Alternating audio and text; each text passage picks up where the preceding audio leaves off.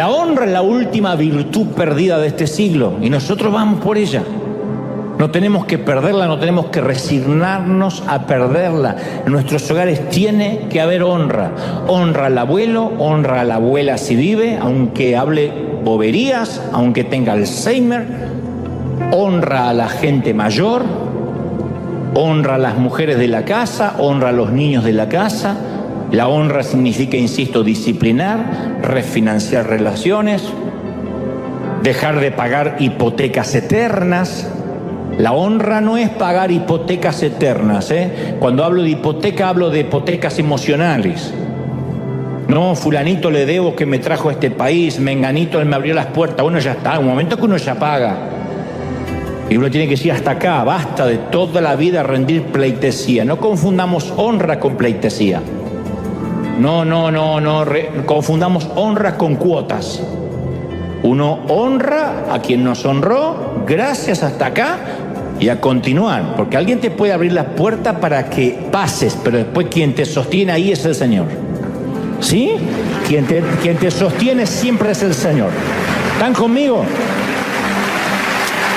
Dios pone la cinta de medida alrededor de los corazones y nosotros la ponemos alrededor de lo que vemos. Y a pesar de la advertencia de Dios, no mires, yo no miro lo que los hombres miren, yo miro el corazón. A pesar de eso, seguimos juzgando a la gente por lo que hace, por lo que nos parece, por lo que a nosotros nos gusta y no nos gusta. Entonces yo no sé cómo es que Dios mide. Yo estoy convencido que en el cielo nos vamos a encontrar con gente que pensamos que ni podía pasar por la vereda de una iglesia. Y otros que tenían el cielo asegurado, según nosotros, no van a estar ahí. Dios mide de un modo diferente. Y si alguien merecía la deshonra era el diablo. Pero Miguel no trató a su enemigo faltándole el respeto. Aún ante Satanás, Miguel sigue siendo honorable. Le dijo a Satanás que el Señor te reprenda. Arreglate con el que te creó. No le dijo diablo inmundo, basura, espíritu de suegra. No. Lo respetó. Yo sé que a algunos le van a decir, pero ¿cómo? Y bueno, Miguel dijo que el Señor te reprenda, ¿no? Que es lo que uno debería hacer, te reprendo en el nombre del Señor. Estamos diciendo, no estoy yo, sino es el Señor el que se las va a arreglar contigo. Tercer principio, los que saben honrar no solo bendicen cuando ven una necesidad. Por ejemplo, el que tiene mentalidad de ratón, el que tiene mentalidad de Jerry, siempre va a pensar, ¿y por qué no dan dinero donde hay más necesidad? ¿Y por qué no van al África? Ay, ¿por qué amueblan esas casas lindas en Estados Unidos? Hay gente que considera dar solo si hay una necesidad. Padecen el síndrome de Judas. ¿Por qué en vez de desperdiciar este perfume en Jesús, no lo vendemos y se lo damos a los pobres? O sea, suena espiritual, pero en realidad es una mente que no tiene la menor idea de lo que significa honrar. Judas no entendía la honra. Para él, tirar un perfume a los pies de Jesús era un desperdicio. Por eso algunos no saben ofrendar y ponen centavitos. Porque la Biblia dice, honra a Jehová con tus bienes. No dice, dale una limosna a Jehová, dale un tip, dale una propina a Jehová. Honra a Jehová con tus bienes y con las primicias de todos tus frutos. Entonces, cuando yo voy a poner una ofrenda, me tengo que preguntar, no si el billete es pequeño o grande, sino si realmente lo estoy honrando. Porque puede que seas como la viuda y es lo último que tienes y lo estás honrando a Dios con tus 2 monedas. O puede que estás tirando una propinita que no le darías ni siquiera al camarero de la esquina y entonces estás deshonrando a Dios. La gente no es que no sepa ofrendar, no tiene ni idea lo que es honrar. Porque si tú le tiras una moneda al piso, al camarero, para que la levante del piso, no lo estás honrando. La gente no tiene idea de lo que es honrar. No es que no sabe ofrendar. Y alguien que no sabe honrar tampoco sabe adorar a Dios. Es imposible que alguien levante las manos y cante soberano Dios y no se le caiga $1 en la ofrenda. ¿Por qué? Porque no adoramos a Dios porque Dios lo necesita. aunque Él se merece toda la alabanza y la adoración, lo adoramos por una cuestión de honra y porque nosotros necesitamos adorarle. Entonces, aquel que no sabe ofrendar, yo tengo la teoría de que tampoco sabe adorar. Porque pensará que Dios tiene un problema de estima o un problema hormonal y necesita que lo adoren. Porque Él ve a donde hay necesidad, no sabe lo que es la honra. Pero quienes fuimos educados para honrar, no honramos a la gente porque necesariamente se lo merezca, sino porque nosotros somos honorables. Fuimos creados con honorabilidad. Para los cristianos la honra, la honorabilidad es una condición del corazón, un estilo de vida. ¿Por qué? Porque es difícil leer la Biblia, por ejemplo, sin que seamos expuestos a una cultura con niveles de honra, niveles de autoridad. Todas las escrituras tienen esos niveles. Jesús dijo en Mateo 10:40, el que a vosotros honra, a mí me honra, dijo el Señor.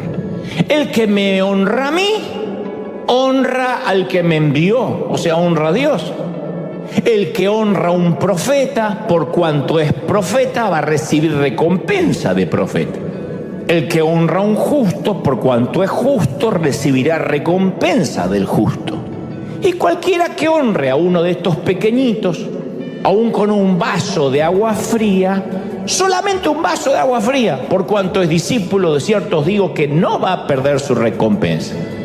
Entonces es sencillo, en resumen, Jesús pasa de honrar a un profeta, luego honrar a un hombre justo y termina con honrar también a los pequeñitos.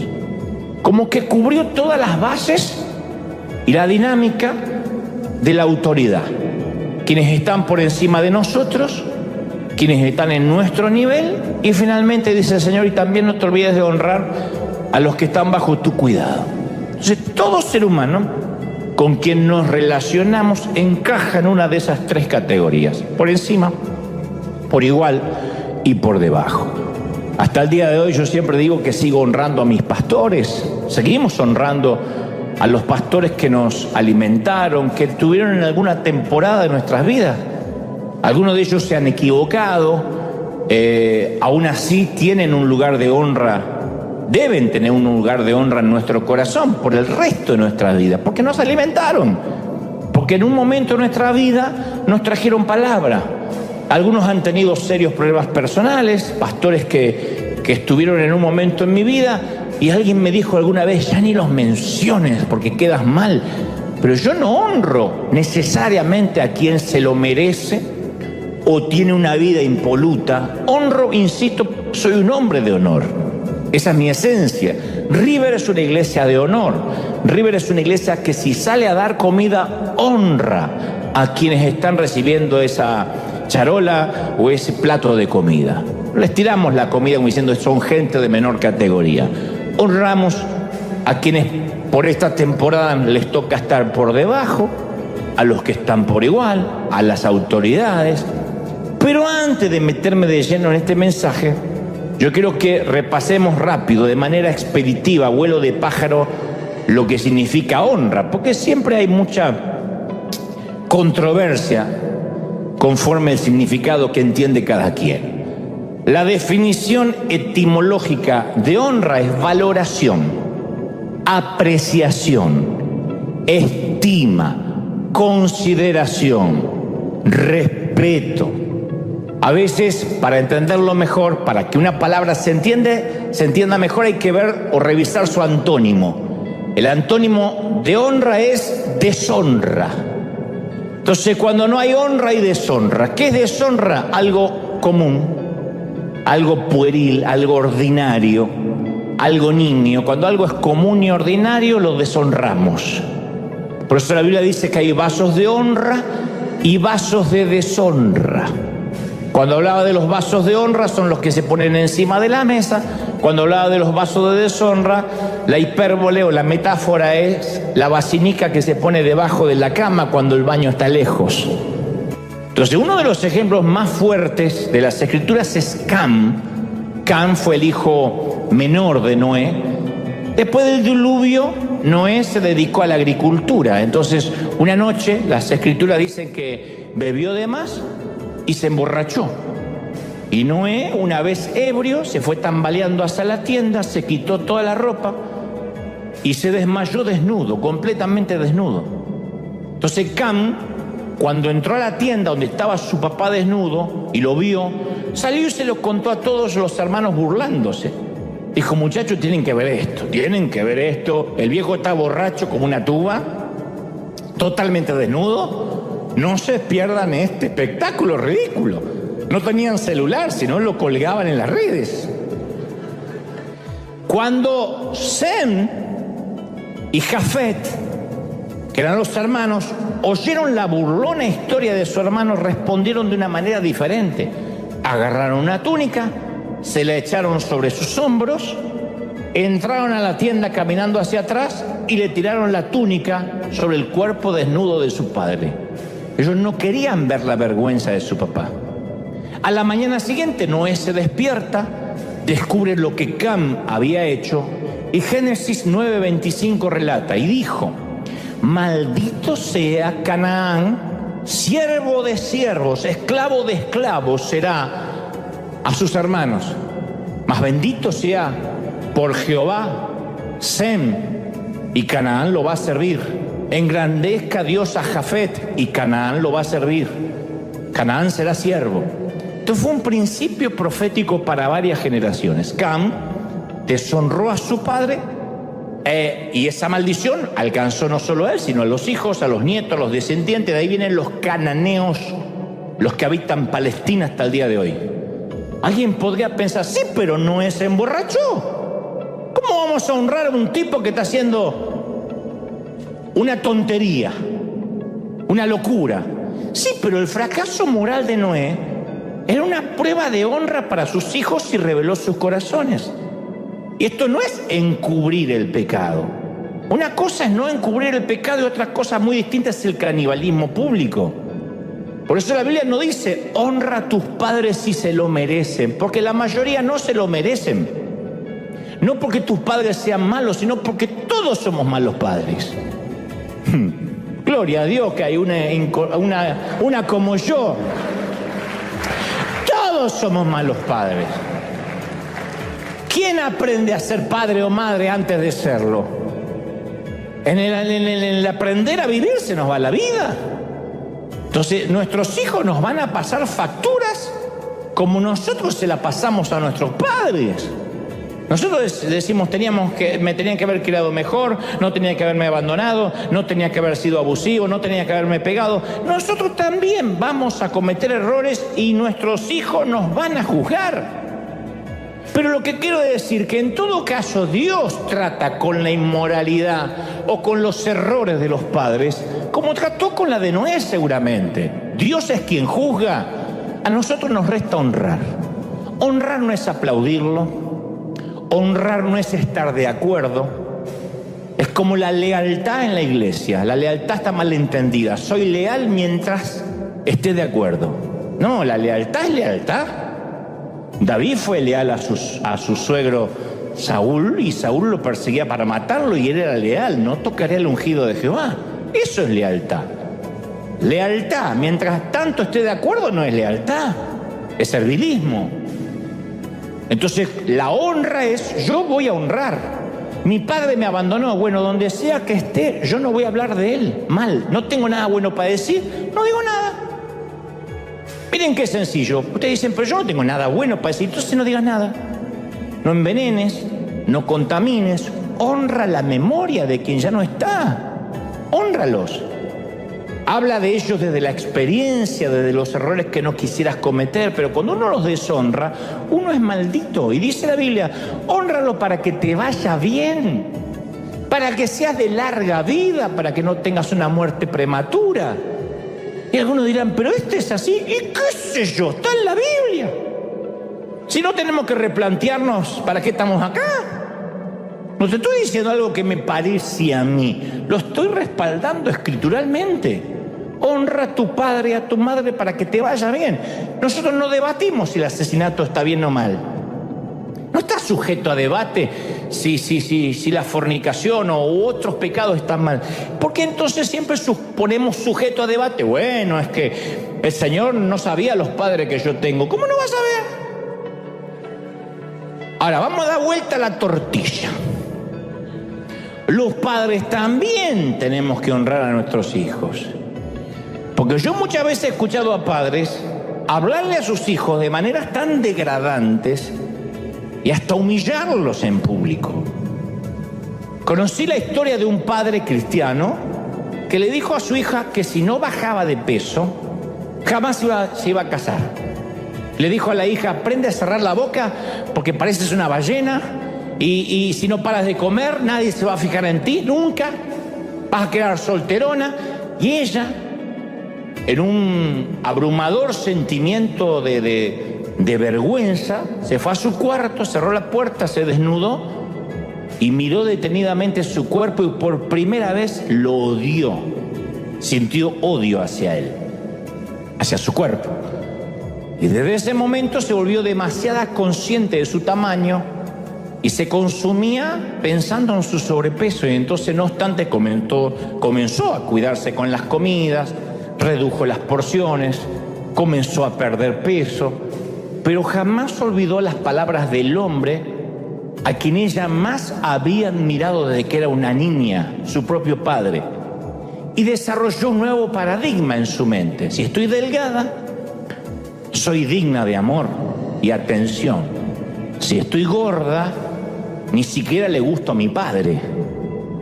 Y esa mentalidad la situó en una espiral descendente hasta que se fue deteriorando en un estado de bulimia y anorexia, y ella desarrolló una relación amor y odio con la comida. Le encantaba comer, pero odiaba estar gorda. Recurrió a laxantes, a diuréticos para purgar su cuerpo, se hizo adicta hasta que por un mes no tuvo más movimiento intestinal y devino en un hospital. Finalmente Dios sanó su mente, trató con ella, sanó su cuerpo, y ella escribió un libro que se llama No eres lo que pesas, que fue un éxito rotundo, un éxito editorial. Y allí en ese libro, ella de manera descarnada relata: ¿cuánto de todo esto pude haberme evitado si mi padre hubiese manejado la situación que yo vivía de un modo diferente?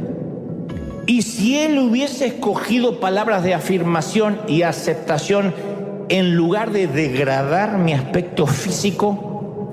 Se pregunta: ¿y si él hubiese escogido una manera más constructiva de enfocar el mantener mi peso saludable y la ingesta de alimentos? Entonces los padres podemos deshonrar a nuestros hijos de muchas formas, no solo insultándolos o diciéndole palabras negativas, sino también negándole las palabras positivas. Yo me crié con esa filosofía de negarme las palabras positivas, y la gran mayoría de nosotros, aunque destaco lo positivo que aprendimos a honrar, también tengo que destacar lo negativo que nos decían: cuando hace las cosas mal te lo voy a decir, cuando hace las cosas bien, ¿qué espera? ¿Que le felicite al Señor? Sí, no estaría mal. Mamá, me saqué una alta nota. ¿Y qué querés, que haga una fiesta? Es tu obligación. En esta casa usted no hace nada más que estudiar. Yo soy la que friega y se está muriendo por fregar. Usted lo único que tiene que hacer es estudiar. Ay, el Señor quiere que lo felicite porque trajo una buena nota. Sí, está mal. Pero bajaba un poquito la calificación. Ahí entonces venía la reprimenda. Y nuestros hijos necesitan mucha afirmación, mucho aliento. Necesitan que les digan que son amados, que son valorados. Y si no se lo decimos nosotros, van a buscar esa aprobación en lugares equivocados. Pero van a buscar aprobación, ya sean amigos, en vicios, o lo que es peor, van a buscar sentirse valiosos en camas ajenas. Hay muchachas que entregan sus sexos porque dicen: es de lo único de lo cual estoy segura, porque me dice que lo hago feliz. En casa no hago feliz a nadie. Entonces no tiene un problema de promiscuidad, tiene un problema de estima, de valoración. En el único lugar que se siente valorada es en una cama y de lo único que está segura alguna chica por ahí o algún muchacho es de su cuerpo. Pero después no está seguro de nada porque sus padres todo el tiempo le resaltan lo negativo. Entonces puede resultar un gran daño cuando solamente unas palabras de afirmación podrían haber evitado una herida. La honra a nuestros hijos evita muchos dolores de cabeza. Y cuando hablo de honrar también significa corregir. Eso es honrar, corregir con amor. Te voy a dar otro ejemplo bíblico para que no digan se le ocurrió a él. El rey David tuvo muchos hijos de diferentes esposas. Era un rey divertido, promiscuo, de moral distraída. El mayor se llamaba Amnón y el tercero Absalom. Amnón le hace algo muy malo a la hermana Tamar, a su media hermana Tamar. Tamar era su media hermana, pero era hermana directa de Absalón, del otro, del mismo padre y madre. Resulta que Amnón fingió un día estar enfermo y le dice a su papá: ¿por qué no me mandas a mi hermanastra Tamar a que me sirva la comida, me atienda como enfermera? Cuando ella llega, él despide a los sirvientes, cierra la puerta y la viola. Después de violarla y ultrajarla, la echa de su recámara. Él había deshonrado a una princesa virgen y destruyó su vida con vergüenza. Cuando el hermano directo de Tamar, Absalón, se entera, odia a Amnón, lógicamente por haber deshonrado a su hermano, y espera en silencio a que su padre haga justicia. Pasa el tiempo, el rey no hace nada ni dice nada. Y Absalón queda devastado, dice: este tipo quiere gobernar una nación, quiere ser el rey de Sión, no puede gobernar su casa. Esperó un año y su padre seguía sin hacer nada. Así que un día decide hacer justicia por mano propia. Hace una fiesta, apuñala por la espalda al violador y se echa a la fuga. No obstante, alberga un odio visceral contra su padre David por haber hecho caso omiso, por cerrar la boca ante tamaño ultraje, por no haber ejercido la disciplina. Y fue tal el resentimiento de Absalón que desde el exilio trama un golpe de estado contra su padre y decide ir a por la corona. Entonces el conflicto se hace tan intenso que el rey David tuvo que huir para salvar su vida. Y Absalón fue consumido con odio y amargura. Finalmente, para hacer la historia corta, Absalón fue asesinado por uno de los hombres de David. Un heredero al trono que murió en la flor de la vida. Otro que murió apuñalado en una reunión familiar. Una hija violada por su propio hermano. Toda esta tragedia, este dolor, no se pudo haber evitado si David aplicaba disciplina a Amnón. ¿Y qué me dices de Tamar? ¿Cómo se habrá sentido la niña de papi? Que ese papi nunca hizo nada por defender su inocencia y su honor. Entonces lo más probable es que ella también odiara a su padre. Su vida hubiese sido diferente si su padre hubiese castigado al violador. Pero qué duda cabe. ¿De qué manera las tragedias familiares de David podrían haberse evitado si él hubiese honrado a sus hijos aplicando disciplina? Ojo, que esta sea la generación que menos honra, no es por culpa del diablo, es por culpa de los padres. En resumen, el negarse a corregir a uno de sus hijos deshonró a todos los hijos. Y obviamente deshonró a Dios, claro. Yo he conocido muchos papás, muchos padres que son lerdos para corregir a sus hijos porque no quieren perder la paz en el hogar. No la quieren perder, no quieren perder su propia paz. ¿Vieron el chiste que yo siempre le cuento del muchachito que está haciendo un despadre, un desastre en el mercado? Y el papá dice: tranquilo, Joel, tranquilo, Joel. ¡Papá! Rompe todo el niño. ¡Ay, Joel! Joel, haya paz en tu corazón, Joel. Y una madre le dice: yo lo admiro, cómo tiene esa paz, cómo le habla con tanto amor al hijo. Y dice: no, Joel, soy yo. El patrón nunca varía. Cuando los padres no corrigen a sus hijos terminan despreciándolos. ¿Quieres ganarte el desprecio de tus hijos? No lo corrijas, consiéntelo, sal corriendo a comprarle todo lo que quiera comprar cuando te haga un caprichito, porque es que no quiero perder la paz. Y voy a ir más profundo todavía con este tema de la honra. Proverbios 3:9 dice: honrad al Señor, honrad a Dios. Esto no significa venir a la iglesia una vez a la semana solamente. Significa estimar, respetar, reverenciar a Dios por encima de todos. De nadie o de nada puede ser más importante que Dios. ¿Cuándo deshonramos a Dios? Cuando valoramos a una persona por encima de cualquier cosa, o cualquier cosa que esté por encima de Dios.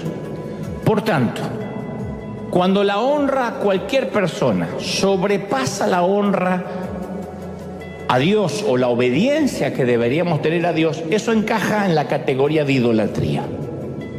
Alguien inventó por ahí, y esto va a seguir incomodando la teología de alguien, pero quiero que me presten atención antes de apedrearme.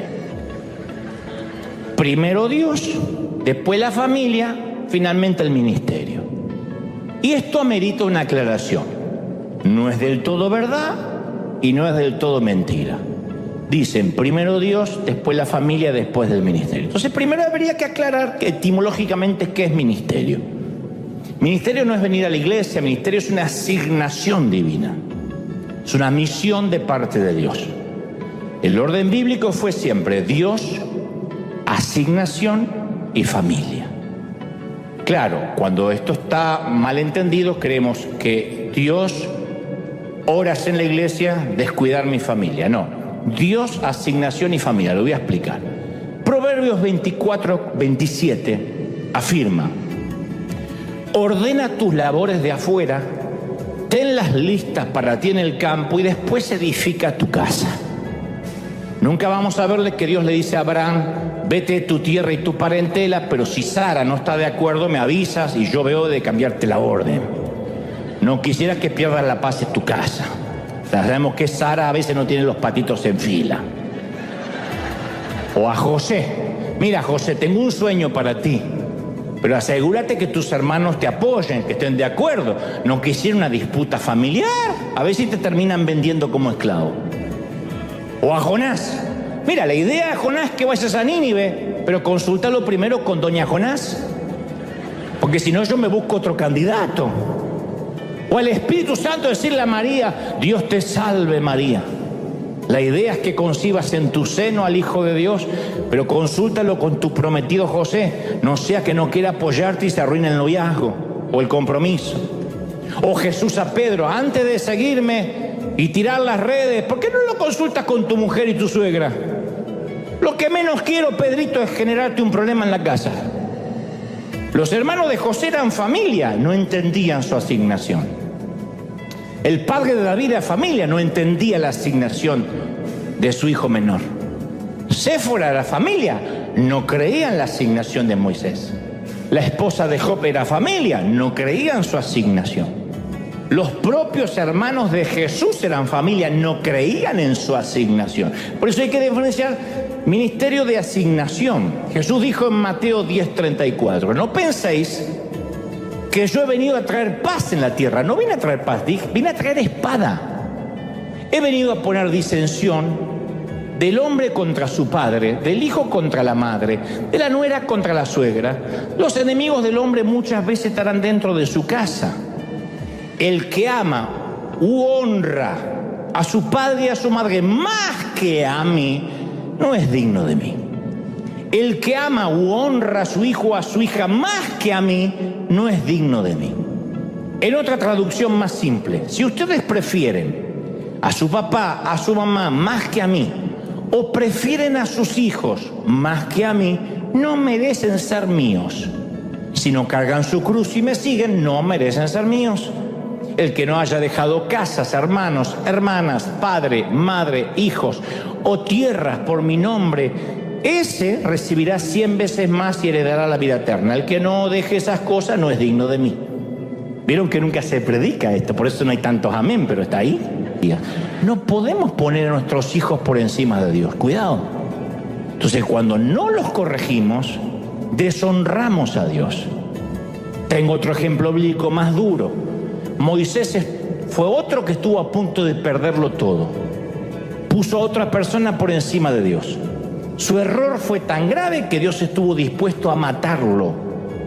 Posiblemente este sea el versículo más extraño y menos predicado de la Biblia. Éxodo 4:24 dice: y aconteció en el camino que Jehová le salió al encuentro a Moisés y lo quiso matar. Casi nadie predica de eso, como que eso no está en la Biblia. Claro, porque el Señor se le acaba de aparecer ante una zarza ardiente. Moisés baja de la montaña, reúne a su esposa, a sus hijos, y dice: vamos para Egipto porque Dios me dijo que tengo una asignación. La primera noche que acamparon, Dios sale a matar a Moisés.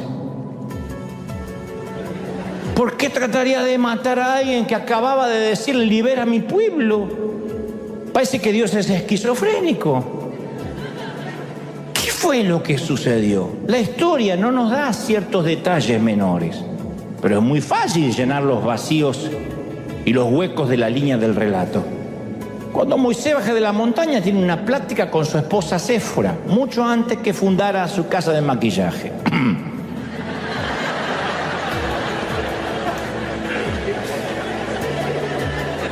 Séfora es una mujer de Madián, una de las 7 hijas de un tal Jetro, de un pueblo árabe. Me imagino que la plática fue más o menos así. Cariño, se me apareció Dios y me dijo que tengo que regresar a Egipto a liberar a mi pueblo de la esclavitud del faraón. Su esposa Séfora le dice: dale, yo voy contigo, viejo. ¿Cuándo salimos? De inmediato. Dice: pero antes tenemos que hacer algo. En la montaña Dios me recordó el pacto que hizo con Abraham. Me dijo que debemos circuncidar a nuestros 2 hijos. Así que vamos a comenzar con Gerson, el mayor.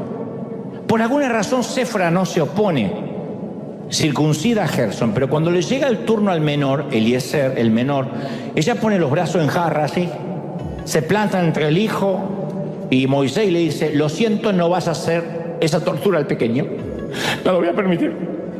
Ya se me corre el maquillaje, Séfora. No sé qué clase de Dios cruel tienes, pero ya fue suficiente por hoy. Y luego imagina que empieza una gran discusión matrimonial. Ella argumenta, ambos gritan, quizá ella amenaza a Moisés. La pelea dura todo el día, toda la noche. Al día siguiente no se hacen comidas, duermen separados, él va al sillón. Todo empeora. Finalmente Moisés se harta de la resistencia de la mujer y piensa: yo ya estoy cansado de pelear.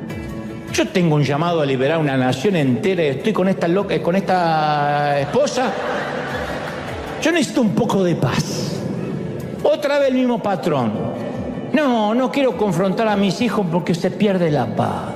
Se arruina la Navidad. No, también lo mismo. No, yo quiero tener paz. Así que cede, le dice Sefi. Está bien, vamos. Van camino a Egipto. Y ahí el Señor se le aparece para matar a Moisés porque no había honrado a su esposa en lugar de honrar a Dios. Dios no está dispuesto a tolerar eso de un líder escogido. Sin embargo, cuando la esposa de Moisés ve que Dios lo va a matar a su esposo, ella agarra y circuncida a ella, a su hijo. Enfurecida toma un cuchillo, una piedra y ella misma circuncida al hijo menor. Y luego arroja el prepucio del chico a los pies de Moisés y le dice: entonces Séfora toma un pedernal afilado, echa a los pies el prepucio de su hijo y le dice: a la verdad, a partir de ahora solo somos esposos de sangre. Y a raíz de ese incidente el matrimonio se separa. Dice en Éxodo 4:26: y Moisés la dejó ir. Ella vuelve con su hijo a Madián y él continúa camino de Egipto. ¿Qué sucedió? ¿Era tan importante la circuncisión? No, para Moisés quería mantener la paz en lugar de ser un pacificador, que son cosas diferentes. Nunca dijo Jesús: bienaventurados los que mantienen la paz. Él dijo: bienaventurados los pacificadores. Quien mantiene la paz hace concesiones a la verdad, a fin de mantener un falso sentimiento de paz. Jesús dijo que en Nazaret no lo habían honrado. Vieron a él un hombre ordinario, vieron en él un muchacho común. La Biblia relata en Marcos 6:5, dice, y no pudo hacer en Nazaret milagros, salvo que están unos pocos enfermos y se fue. Y yo siempre me pregunté, ¿por qué Jesús no pudo hacer milagros en su ciudad natal? ¿Qué o quién se lo impidió? Porque él hizo grandes milagros en muchas ciudades. Bueno, la respuesta de por qué no pudo hacer milagros en su ciudad natal está en la misma gente de Nazaret, registrado en Marcos 6:2, que murmuraban, ¿y de dónde tiene este tipo estas cosas? Otro decía, ¿y qué sabiduría es esta? ¿De dónde la sacó? ¿No es este el carpintero, hijo de María, hermano de Jacobo, de José, de Judas, de Simón? ¿No están aquí con nosotros también sus hermanas? Y se escandalizaban de él diciendo, ¿este de dónde salió? ¿De dónde vino? Y Jesús le decía, no hay profeta con honra en la propia tierra, y mucho menos entre sus parientes y en su casa. Marcos escribe en un momento que hasta los hermanos de sangre de él, los hermanos orgánicos, digamos, biológicos, estaban resentidos y ofendidos con Jesús. Entonces yo me puedo imaginar a una vecina de esas que pululan la geografía de todos los barrios, con la escoba doblada, esa que se le dobla la escoba de tanto chismosear en la vereda, diciendo, esto no puede ser, si este tipo estuvo en la misma clase de la escuela de mi hijo. ¿Qué se vino a hacer el Mesías? Si venía a hacer la tarea a casa de mi hijo. Otro añade, no, si su familia es vecina mía, jugaba con mi hijo. Otro alega, yo lo conocí de más grande, construyó la mesa en la cual comemos todos los días. Estamos hablando del hijo del carpintero del barrio, ¿de verdad? Entonces, en resumen, una vida que no honra es una vida que se queda sin acceder a ningún tipo de milagros. No podemos obtener algo milagroso nunca de alguien a quien consideramos ordinario. No se puede. Si Jesús es alguien más, si Dios no nos produce temor, lo más probable es que no haya milagros en nuestra vida. Lo mismo pasa cuando queremos recibir una palabra de Dios de quien no consideramos ni siquiera que sea un vocero del Señor. Por eso yo digo siempre, en cuanto tú no consideres al hombre de Dios como un hombre de Dios, no vas a poder recibir más. Eso explica por qué en un mismo servicio alguien recibe muchísimo y a su lado el otro bosteza como un hipopótamo y se duerme. Y uno dice, pues es el mismo servicio, si es el mismo mensaje. Hay gente que a veces escribe, que mira nuestras transmisiones y dice, yo no puedo creer, mi sueño es estar en River y cada vez que enfocan veo a uno que está durmiendo. Y bueno, la explicación es que uno llegó al servicio para honrar a Dios y otro vino a perder 2 horas de su vida. Entonces, cuando no tiene expectativa, cuando no honra el servicio, cuando no dice, hoy me levanto para honrar a Dios, hoy me lavo la cara porque voy a honrar a Dios, cuando solamente dice, hoy toca ir a la iglesia, entonces no va a recibir milagros. Es el mismo Señor, es la misma presencia, uno honra y el otro no honra. ¿Sí? Segundo principio, la honra hace que tratemos con respeto aún a nuestros enemigos. Judas 1:9 relata este principio, dice, ni siquiera el arcángel Miguel, cuando argumentaba con el diablo disputándose el cuerpo de Moisés, se atrevió a pronunciar contra el diablo un juicio de maldición. Esto le va a incomodar la teología a unos cuantos, pero está en las Escrituras. Judas es un libro canónico, no lo acabo de inventar. Le dijo el ángel al enemigo, que el Señor te reprenda, que se arregle contigo. Y agrega Judas, algunos maldicen todo lo que no entienden. Y como animales irracionales que no piensan, es precisamente esa maldición de lo que no entienden los que los corrompe. ¡Qué fuerte! tenemos que tener mucho cuidado de no maldecir lo que no entendemos. A veces me muestran una cosita por ahí en YouTube, mirá este mover de Dios por acá, mirá acá la gente hace como animales, acá la chiripiorca del chavo. Yo he aprendido, si no entiendo, no juzgo. Yo no sé cómo mide Dios. Entonces, del mismo modo, cuando los reyes y los presidentes y los primeros ministros se hacen presentes el uno al otro, lo vamos a ver a veces en los periódicos, en la televisión, se abstienen intencionalmente de dar algo que el otro necesite. Porque dar para suplir la necesidad de otro líder sería exponer un lugar de vulnerabilidad en él. No lo honraría.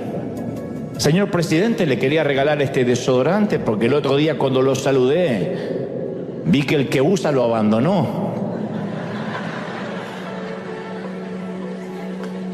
¿Le darías un cepillo de dientes, un hilo dental a un presidente? No, porque la verdad que los tenía en casa y dije, le va a venir bien.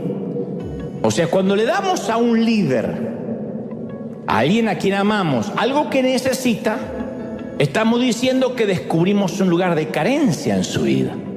Cuando suplimos una necesidad, estamos diciendo, tengo algo que tú no tienes.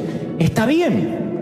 Vamos a darle de comer a los que viven en situación de calle. Le estamos dando algo que ellos no tienen. La honra es otra cosa. Por eso, para poder honrarse, los grandes líderes siempre intercambian regalos que son de lujo, que no son de primera necesidad. O algo típico, esto es algo típico de mi país, o un cuadro, lo que sea. Si le pagas un café a alguien, no es porque necesariamente esa persona no puede pagarlo, sino porque lo quieres honrar. Te quiero honrar pagándote un café. Después está el otro, el que no puede entrar a la cafetería porque no tiene. Pero si tú le dices al que está delante, ¿me dejas pagarte el café? No es que está diciendo, te veo cara de ratón que no tienes para pagar el café, sino que te quiero honrar. A mí me han pasado en restaurantes que he entrado y dice, alguien le pagó la cuenta. En primera instancia, si yo no tuviera para pagar la cuenta, no estaría comiendo en un restaurante. Pero alguien dice, alguien lo quiere honrar y ya pagó la cuenta. Obviamente ahí es cuando pido postre y todo lo que no había pedido. No, es broma. Porque comí justo barato, justo hoy. Pero lo quiero honrar. Bueno, esto es lo que la honra produce. Yo conozco a muchas familias que meten todo bajo la alfombra y jamás se habla de nada profundo y son expertos en fingimiento. Se reúnen a comer, pero todo bajo una cultura superficial. A mí me sorprende. No se habla nunca de la hija que se ha divorciado. No digo ahí, en un modo de canibalismo público, pero ni siquiera con la hija. Ni siquiera entre los padres acerca de la hija. No se menciona nunca al hijo vago que no trabaja. No se debate sobre la manipulación del hijo mayor. Está prohibido hablar del vicio de la menor o del menor. No se habla nada. Lo importante es pasar una fiesta en paz.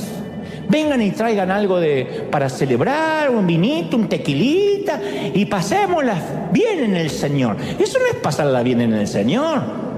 Viven en una cultura de no toquemos temas incómodos. Reunámonos en Navidad y simulemos que todo está bien. Y esos hijos a los que nunca se los incomoda o nunca se los corrige, terminan sintiendo desprecio por esos padres. No es que dicen, qué gran carnal, qué gran compadre que es mi papá, nunca me dice nada. Y esto es irónico como trágico, irónico, porque precisamente lo que los padres tratan de hacer al no corregirlos es ganarse el amor de sus hijos. Pero eso lo pierden, porque ven que sus padres no tienen ninguna autoridad. Y tarde o temprano es una apuesta que no podremos pagar. Los hijos dirán, nunca mi papá se plantó en casa. Nunca mi mamá habló lo que tenía que hablar. Gritaba por estupideces. Iba a decir babosadas. Gritaba por babosadas. Pero nunca se paró y habló por las cosas realmente serias. Eso es lo irónico y lo trágico, que esos hijos siguen tomando malas decisiones, perjudiciales para ellos, para toda la familia. Entonces Proverbios 13:24 da un diagnóstico crudo, dice: el que detiene el castigo a su hijo odia, a su hijo aborrece. El que lo ama desde temprano lo corrige. El que lo odia no lo corrige, el que lo ama desde temprano lo corrige. ¿Sí? Honrar a nuestros hijos es: te voy a corregir. ¿No me puedes comprar tal cosa? Claro que puedo, no quiero. Porque nosotros nos criamos en la cultura del no puedo, no hay. Y nosotros ahora vivimos una cultura que suele haber. Hay crédito, hay una tarjeta. Podemos, pero tienen que entender que no todo lo que se puede, todo lo que se quiere se puede, ni va a estar en el momento que lo exijan. Entonces, ¿cómo podemos corregir a un hijo? Bueno, se acabó una semana sin internet, sin celular. Y que digas: no, pero él ya es un hombre de 14 años, vive bajo tu techo, no paga renta, alguien le lava los calzones. Y mientras que los calzones no se los puede lavar solo, y aún así no pueda pagar la renta donde guarda esos calzones, entonces va a ser corregido. Proverbios 29:15 dice: la vara y la corrección dan sabiduría, mas el muchacho consentido avergonzará a su madre. Entonces el consentido, el nene de papi, el nene de mami, va a avergonzar a su papi y mami. Tarde o temprano nos va a avergonzar. Yo cuando era chico me contaron una historia de un hijo que fue a parar a la cárcel por haber robado un banco. Y cuando su madre fue a visitarlo a la prisión, él le pidió que acercara su oído lo más posible porque quería decirle un secreto. Y cuando ella lo hizo, él le arrancó un trozo de oreja con los dientes. Y los guardias se abalanzaron sobre el muchacho, lo llevaron a la celda de castigo, mientras un oficial le gritaba: no puedes ser tan mal tipo, lastimaste a tu propia madre, eso es el colmo de la maldad. Y el muchacho dijo: esa mujer que dice ser mi madre se rió cuando robé unos lápices en la escuela y me felicitó cuando más tarde me quedé con una calculadora de un compañero porque dijo que gracias a eso no tenía que comprar una. Si ella me hubiese corregido a tiempo, me hubiese obligado a devolver lo que no era mío, hoy no estaría pudriéndome en una cárcel. Entonces tenemos una responsabilidad en algo que los hijos van a crecer, van a ser adultos y se van a dar cuenta de nuestros casos omisos, de cuando cerramos la boca, de cuando nos reímos cuando no había que reírse, de cuando celebramos la canallada que no había que celebrar. Esto no es ser antiguo, esto es un principio bíblico. Los padres que no corrigen se creen más sabios que Dios y en esencia deshonran a Dios, como también deshonran a sus propios hijos. Corregir es duro porque tu hijo te va a decir: te odio, eres el peor padre, cuando pueda me voy, eres una basura. Y cuando más te insulte, más corrección, hasta que se dé cuenta que no te puede doblar el brazo porque Dios te puso como sacerdote del hogar. Corregir a tus hijos no va a ser un momento agradable en tu hogar. Va a haber gritos del otro lado, tus hijos te van a faltar el respeto, vas a tener que seguir provocando la paz. Los líderes también caemos en esa trampa de mantener la paz en la iglesia. Y ahí es cuando uno honra a alguien por encima de Dios.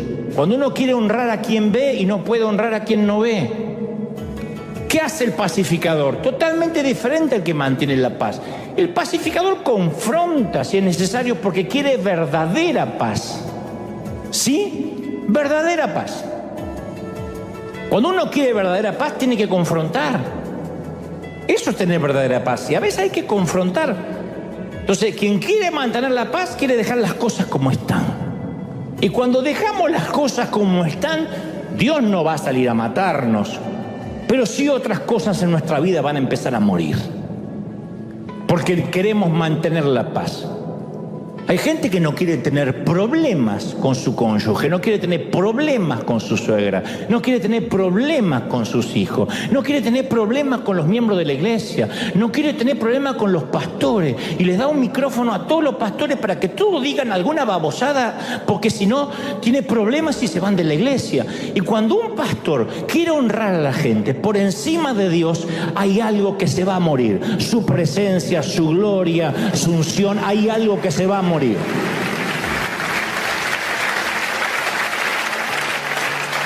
Como líder yo he tenido muchos problemas por no honrar a cierta gente que quería, no sé, abrir el culto, o yo quiero también predicar, o yo quiero también figurar, y me he tenido problemas. Pero mi asignación es cuidar que lo sagrado no se vuelva común, cuidar lo que Dios nos ha dado. Entonces, para no tener problemas uno a veces hace caso omiso. Y a veces hay que confrontar. Tanto Moisés como Elí trataron de mantener la paz barriendo lo incómodo debajo del tapete. No se puede. A veces para tener una verdadera paz hay que declarar la guerra.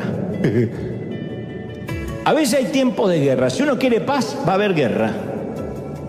Porque hay gente que no va a entender que nosotros queremos mantener las cosas como están. Si queremos paz, va a haber guerra. No negociamos con terroristas. No negociamos con terroristas, va a haber guerra. Y muchos padres, por mantener la paz, esto no es pacificar, están deshonrando a Dios. Lo que muchos cónyuges hacen al callarse no es mantener la paz. Mejor dicho, es mantener la paz, pero no es pacificar. Y están deshonrando a Dios. Entonces hay un momento en la vida que uno tiene que decir, bueno, yo voy a refinanciar las relaciones.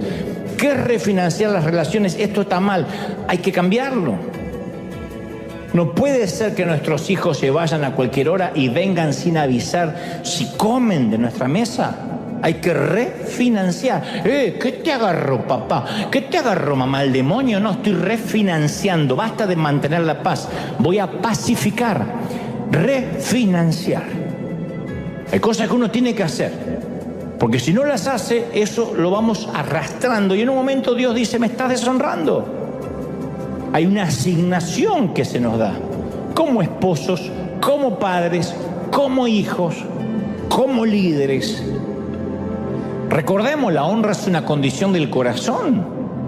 La honra nos abre caminos, la honra nos da salud, la honra nos da juventud eterna, la honra nos sienta en mesas de reyes, dice las Escrituras. Nuestra vida fluye a través de la honra. Entonces, primero honramos a Dios, después nuestra asignación. Nuestra asignación puede ser papá, ser mamá, ¿cómo no? O puede ser, estoy enviando para este propósito. Honramos a nuestra familia, honramos a nuestros padres, honramos a nuestros hijos, a nuestras autoridades y aún a nuestros enemigos. Los honramos. Yo quiero dejar esto claro. Esto no es una excusa para abandonar la familia y vivir por fe. Yo conocí a muchos vagos que alegan tener el ministerio a las naciones y se van de paseo por el mundo durante semana abandonando a la esposa y a los hijos. Muy fácil hacerle 4 o 5 hijos a la mujer y después tener un llamado a viajar por el mundo. Le gustó hacer el hijo, pero no le gustó criarlo. O dedicarse a la música y vivir de las ofrendas y a ver cuánto me dan. Y dejar de trabajar y de proveer porque dicen Dios me llamó al ministerio. No, eso no es lo que la Biblia enseña. Primera de Timoteo 5:8 afirma, si alguno no provee para los suyos y especialmente para los de su casa, ha negado la fe y es peor que un incrédulo. Hay que proveer primero para los suyos y para los de su casa. ¿Estamos de acuerdo, sí o no? Ahora, de hecho, hay asignaciones que pueden ser para el hogar. Por eso separo ministerio de asignación, de plan, de misión divina. Hay madres que dedicaron toda su vida a servir a un hijo discapacitado. Esa es su asignación. No despegarse de su hijo. Hay esposas que su asignación es servir al esposo, quien tiene un gran llamado, y ella tiene que estar allí criando a los hijos. Lo que trato de decir es que cuando Dios nos da una asignación, una misión, y nosotros primero queremos honrar a alguien por encima de ese mandato, ahí es cuando pecamos contra Dios. Otro ejemplo bíblico para que no digan está inventando. Elí era un sumo sacerdote y estaba a cargo del tabernáculo. Sus hijos eran unos sinvergüenza, unos canallas. No tenían respeto por el Señor, no tenían respeto por el pueblo, mucho menos de sus obligaciones como sacerdotes. ¿Sabe lo que hacían los hijos de Elí? Se quedaban con las ofrendas, lo mejor de las ofrendas, los billetes más grandes. No obstante, no se conformaban, cometían depravaciones, violaciones a jovencitas dentro del templo. Y el padre era totalmente consciente de lo que hacían los hijos. Primera de Samuel 2:23 menciona que un día los confronta y le dice: ¿pero por qué hacen estas cosas semejantes, hijos? Todo el pueblo habla de vuestros malos procederes. No, hijos míos, no es una buena fama la que oigo de ustedes. Fue todo lo que le dijo el viejo. No oigo buena fama de ustedes. Yo me lo imagino tipo Flanders. No oigo buena fama de ustedes. Fue toda la reprimenda. Siguió permitiendo que sus hijos sirvieran como sacerdotes, no los disciplinó, no los echó, no los corrigió. Claro caso de nepotismo. Una de las vacas sagradas evangélicas se da por sentado que todos los hijos de pastores necesariamente heredan la iglesia y el ministerio pastoral. Eso es